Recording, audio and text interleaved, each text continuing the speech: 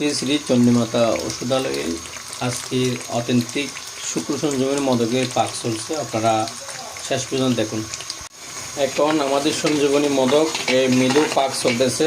এখানে অনেকগুলো item, authentic item দিয়ে এটা তৈরি করা হচ্ছে। আপনারা দেখতে থাকুন সম্পূর্ণ ভিডিও। শুক্র সঞ্জীবনী মদক এখন মোটামুটি মিডিয়ামে আছে। আমরা আরও আধা ঘন্টা এটা পাক হবে, এরপরে নামাবো। আপনারা দেখতে থাকুন। এভাবে আমাদের প্রসেস করা হচ্ছে।